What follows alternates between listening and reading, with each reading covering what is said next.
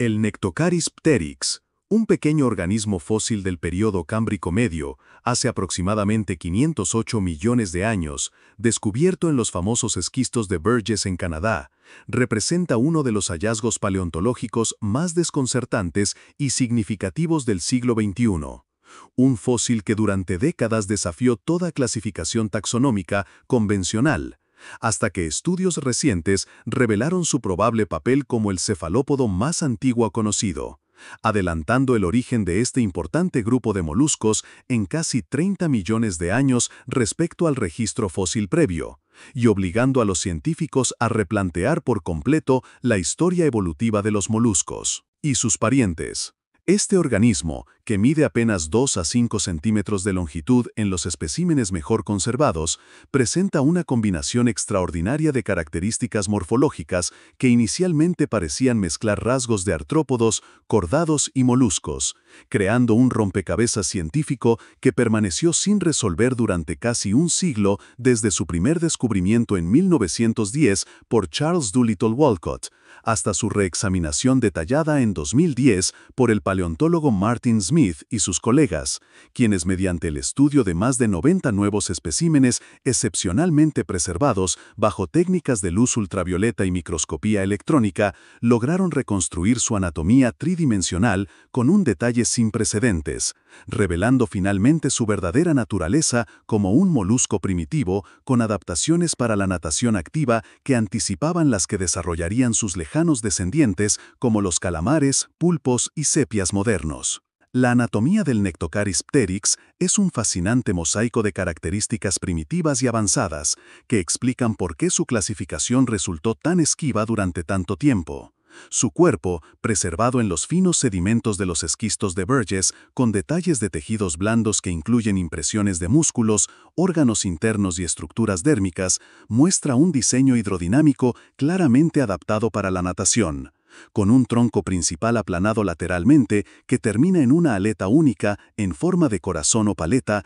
que recorría casi toda la longitud del cuerpo y que el animal debía ondular rítmicamente para propulsarse a través de la columna de agua, un método de locomoción similar al que emplean los actuales cepiólidos calamares pigmeos. En la parte anterior del cuerpo, Nectocaris poseía dos largos tentáculos o apéndices prensiles flexibles, que probablemente usaba para capturar pequeñas presas, estructuras que representan un sorprendente antecedente de los brazos y tentáculos de los cefalópodos modernos, aunque con una organización más simple y sin las ventosas características de sus parientes actuales. La cabeza, diferenciada del resto del cuerpo, albergaba un par de ojos grandes y bien desarrollados montados sobre pedúnculos, una adaptación que sugiere que dependía significativamente de la visión para orientarse en su entorno, y posiblemente para detectar presas o depredadores, lo que lo convertiría en uno de los primeros animales conocidos en desarrollar ojos complejos con capacidad para formar imágenes detalladas. Uno de los aspectos más revolucionarios de la reinterpretación del Nectocaris como cefalópodo primitivo es la identificación de una estructura en forma de embudo situada ventralmente bajo la cabeza, un sifón rudimentario a través del cual el animal probablemente expulsaba agua a presión para lograr movimientos rápidos de escape. Un mecanismo de propulsión a chorro que es la firma característica de los cefalópodos modernos, pero que hasta el descubrimiento de Nectocaris se creía que había aparecido mucho más tarde en la evolución del grupo. Este sifón, junto con la presencia de lo que parecen ser restos de una estructura similar a la jeringa hipodérmica, el órgano que en los cefalópodos actuales controla la dirección y fuerza del chorro de agua, proporciona la evidencia más convincente de su relación con los moluscos cefalópodos, aunque en una forma notablemente más primitiva que cualquier otro representante conocido del grupo. La ausencia de una concha externa o interna en Nectocaris es otro aspecto que lo distingue de la mayoría de los cefalópodos fósiles y modernos, sugiriendo que los primeros miembros de este linaje podrían haber carecido completamente de concha o haber tenido estructuras quitinosas no mineralizadas que no se preservaron en el registro fósil, una hipótesis que desafía la visión tradicional de que todos los cefalópodos descienden de antepasados con conchas parecidas a las de los nautiloideos primitivos. El hábitat y modo de vida del Nectocaris pteryx han sido reconstruidos a partir de su asociación con otros fósiles en los esquistos de Burgess y el análisis de las estructuras anatómicas relacionadas con la alimentación y locomoción. Los sedimentos donde se encuentra sugieren que vivía en aguas marinas relativamente profundas, aunque no abisales, cerca del talud continental, un ambiente que en el Cámbrico medio ya albergaba una diversidad notable de organismos tanto bentónicos como pelágicos. Su cuerpo hidrodinámico, ojos grandes y sistema de propulsión a chorro indican que era un nadador activo capaz de moverse eficientemente en la columna de agua, probablemente cazando pequeños artrópodos u otros animales blandos que formaban parte de la fauna del Burgess Shale. La presencia de los dos tentáculos anteriores sugiere que capturaba a sus presas directamente con estos apéndices, posiblemente usando algún tipo de sustancia adhesiva o simplemente envolviéndolas como hacen algunos cefalópodos modernos. Aunque no hay evidencias directas de estructuras especializadas para este fin, como las ventosas de sus parientes posteriores. Su tamaño pequeño y la aparente ausencia de estructuras defensivas robustas, como espinas o placas duras, indican que probablemente era presa de depredadores más grandes como el gigantesco artrópodo Anomalocaris, lo que podría explicar el desarrollo de su sistema de escape a chorro como mecanismo de defensa primario. La posición filogenética del Nectocaris pteryx ha generado intensos debates desde su reclasificación como cefalópodo primitivo. Los análisis cladísticos basados en su anatomía sugieren que representa un linaje basal dentro de los cefalópodos que divergió antes de la aparición de las conchas mineralizadas características de grupos como los nautiloideos y amonoideos, lo que lo convertiría en un experimento evolutivo temprano en la radiación de los moluscos que anticipó muchas de las adaptaciones que harían exitosos a los cefalópodos modernos. Esta interpretación, sin embargo, no está exenta de controversia, ya que algunos investigadores argumentan que las similitudes con los cefalópodos podrían ser producto de evolución convergente más que de relación ancestral, señalando la ausencia de características clave como la rádula, la lengua raspadora de los moluscos y la concha, tradicionalmente consideradas sinapomorfías, rasgos derivados del grupo. Los defensores de la hipótesis cefalópoda contraargumentan que la rádula podría no haberse preservado en los fósiles, o que quizás Nectocaris la había perdido secundariamente como adaptación a su dieta carnívora especializada, mientras que la concha podría haber sido originalmente una estructura quitinosa no mineralizada que evolucionó posteriormente hacia formas calcificadas en otros linajes de cefalópodos. Las implicaciones del descubrimiento del Nectocaris pteryx para nuestra comprensión de la explosión cámbrica son profundas y de largo alcance. Su presencia en el Cámbrico medio, junto con su aparente sofisticación anatómica, sugiere que la diversificación de los moluscos y particularmente de los cefalópodos comenzó mucho antes de lo que indicaba el registro fósil previo, implicando que muchos de los grupos animales que consideramos típicos del Fanerozoico podrían tener raíces más profundas de lo sospechado en el Cámbrico temprano o incluso en el Ediacárico. Al mismo tiempo, su combinación única de características indica que la explosión cámbrica no fue simplemente un evento de aparición súbita de los planes corporales modernos, sino un periodo de intensa experimentación evolutiva donde surgieron y desaparecieron numerosos diseños anatómicos, algunos de los cuales, como el de Nectocaris, anticipaban adaptaciones que solo se generalizarían millones de años después.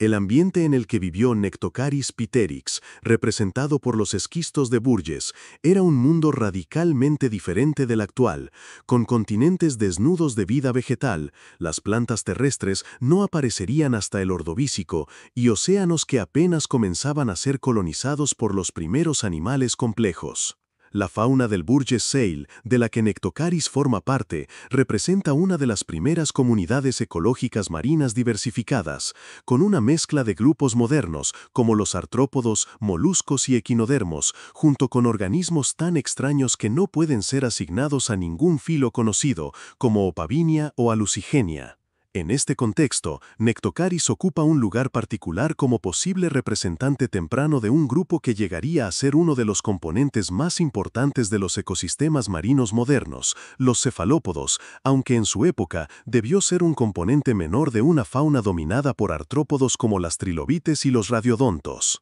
Los estudios recientes sobre Nectocaris pteryx han sido posibles gracias a avances tecnológicos en los métodos de preparación y análisis de fósiles de Burgess Shale. Las técnicas de fotografía bajo luz ultravioleta han revelado detalles anatómicos que son invisibles bajo iluminación normal, mientras que el uso de escáneres micro-CT ha permitido reconstruir la estructura tridimensional de especímenes sin dañar los fósiles. Los análisis geoquímicos de las películas orgánicas preservadas han proporcionado información sobre la composición original de los tejidos blandos, confirmando en algunos casos su naturaleza quitina o proteica. Estas técnicas, combinadas con el estudio tradicional mediante microscopía óptica de miles de especímenes, han transformado nuestra comprensión de este organismo, que durante casi un siglo fue considerado como uno de los problemas sin resolver más persistentes de la paleontología. A pesar de estos avances, numerosos aspectos de la biología de Nectocaris pteryx permanecen envueltos en misterio.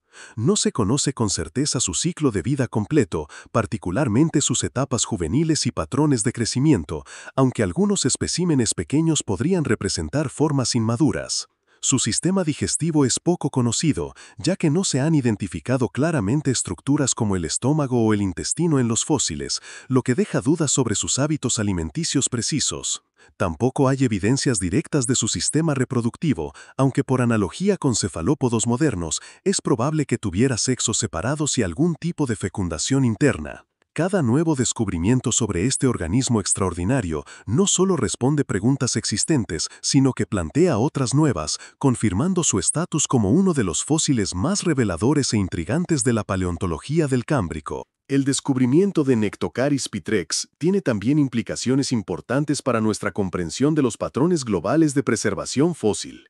Su ausencia en otros yacimientos cámbricos famosos como Chengjiang en China podría ser un artefacto de las condiciones especiales de fosilización requeridas para preservar organismos de cuerpo blando, o podría indicar que tenía una distribución geográfica restringida, quizás adaptada a condiciones ambientales particulares presentes en el área de Burgess Shale, pero no en otras regiones. Esta cuestión biogeográfica es crucial para reconstruir cómo se dispersaban y diversificaban los primeros animales en un mundo donde los continentes estaban en posiciones muy diferentes a las actuales, y los océanos podían presentar barreras importantes para la migración de especies. En el contexto más amplio de la historia de la vida, Nectocaris pteryx representa un experimento evolutivo fascinante en los albores de la diversificación animal. Su existencia demuestra que la evolución no sigue caminos rectilíneos ni predecibles, sino que explora múltiples soluciones a los desafíos ecológicos, algunas de las cuales pueden parecer adelantadas a su tiempo cuando las examinamos con ojos modernos. Al mismo tiempo, su eventual desaparición sin descendientes directos conocidos es un recordatorio de que la mayoría de los linajes experimentales terminan en callejones sin salida,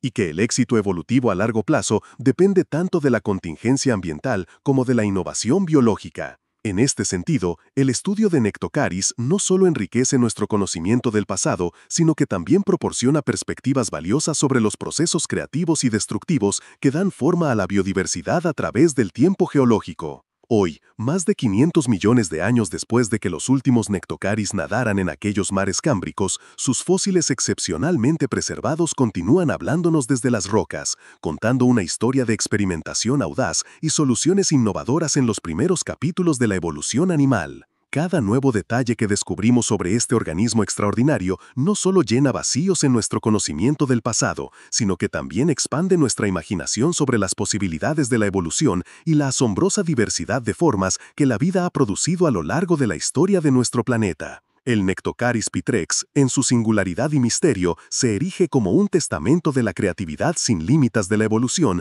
y un recordatorio de cuánto nos queda aún por aprender sobre los orígenes de la complejidad biológica.